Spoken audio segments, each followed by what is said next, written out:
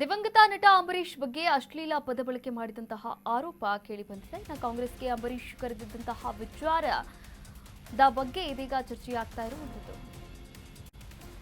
ದಿವಂಗತ ನಟ ಅಂಬರೀಶ್ ಬಗ್ಗೆ ಅಶ್ಲೀಲ ಪದ ಬಳಕೆ, ಕಾಂಗ್ರೆಸ್ಗೆ ಅಂಬರೀಶ್ ಕರೆದಿದ್ದಂತಹ ವಿಚಾರದ ಬಗ್ಗೆ ಚರ್ಚೆಯನ್ನು ಮಾಡಲಾಗ್ತಾ ಇದೆ. ಪಾರ್ಟಿಗೆ ನಾನೇ ಕರ್ಕೊಂಡು ಬಂದಿದ್ದು ಎನ್ನುವಂತಹ ಮಾತು ಕೇಳಿ ಬರ್ತಾ ಇದೆ. ಜೆಡಿಎಸ್ ಕಾರ್ಯಕರ್ತನ ಜೊತೆ ಫೋನ್ ಸಂಭಾಷಣೆ ವೈರಲ್ ಆಗಿರುವಂತದ್ದು.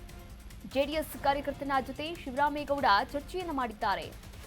ಮಾಜಿ ಸಂಸದ ಶಿವರಾಮೇಗೌಡರದ್ದು ಎನ್ನಲಾದಂತಹ ಆಡಿಯೋ ಇದೀಗ ವೈರಲ್ ಆಗಿದೆ. ಸಾಮಾಜಿಕ ಜಾಲತಾಣದಲ್ಲಿ ಆಡಿಯೋ ಫುಲ್ ವೈರಲ್ ಆಗಿರುವಂತದ್ದು.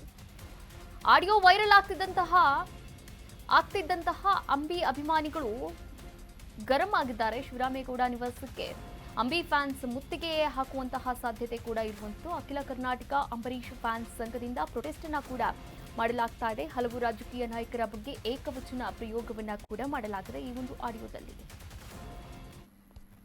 ಮಾಜಿ ಸಂಸದ ಎಲ್.ಆರ್. ಶಿವರಾಮೇಗೌಡ ಅವರದ್ದು ಎನ್ನಲಾಗಿರ್ತಕ್ಕಂಥ ಒಂದು ಫೋನ್ ಸಂಭಾಷಣೆಯ ಆಡಿಯೋ ಸೋಷಿಯಲ್ ಮೀಡಿಯಾದಲ್ಲಿ ಸಾಕಷ್ಟು ವೈರಲ್ ಆಗ್ತಾ ಇರುವಂತದ್ದು.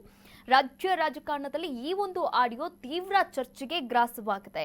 ನೋಡಿ, ಜೆಡಿಎಸ್ ಕಾರ್ಯಕರ್ತನೊಂದಿಗೆ ದೂರವಾಣಿ ಸಂಪರ್ಕದಲ್ಲಿ ಮಾತನಾಡುವಂತಹ ವೇಳೆ ಕೇಂದ್ರ ಸಚಿವ ಎಚ್.ಡಿ. ಕುಮಾರಸ್ವಾಮಿ ಹಾಗೆ ಅಂಬರೀಶ್ ಅವರು ಸೇರಿದಂತೆ ಹಲವಾರು ನಾಯಕರ ವಿರುದ್ಧ ತೀವ್ರ ಆಕ್ರೋಶವನ್ನು ವ್ಯಕ್ತಪಡಿಸಿದ್ದಾರೆ.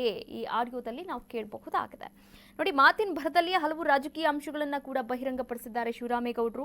ಲೋಕಸಭಾ ಉಪಚುನಾವಣೆಗೆ ಟಿಕೆಟ್ ನೀಡುವಂತಹ ಭರವಸೆಯನ್ನ ನೀಡಿ ತನ್ನಿಂದ 36 ಕೋಟಿ ರೂಪಾಯಿಯನ್ನ ವೆಚ್ಚ ಮಾಡಿಸಿದ್ದಾರೆ.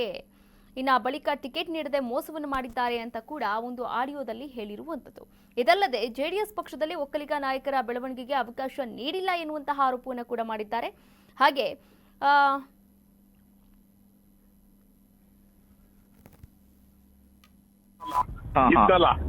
ನನ್ನ ಮಗನ ಪಾರ್ಟಿ ಕರ್ಕೊಂಡ್ಬಂದು ನನ್ನ ಮಗ ನಮ್ಮ ಜಿಲ್ಲೆಯಲ್ಲಿ ಕಾಂಗ್ರೆಸ್ ತೊಳೆದೊಂಟೋದ.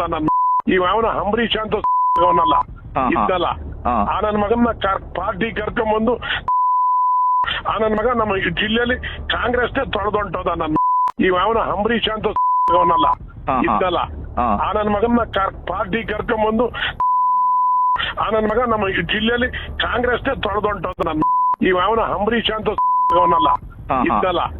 ನನ್ನ ಮಗನ ಪಾರ್ಟಿ ಕರ್ಕೊಂಡ್ಬಂದು ನನ್ನ ಮಗ ನಮ್ಮ ಜಿಲ್ಲೆಯಲ್ಲಿ ಕಾಂಗ್ರೆಸ್ ತೊಳೆದೊಂಟೋದ.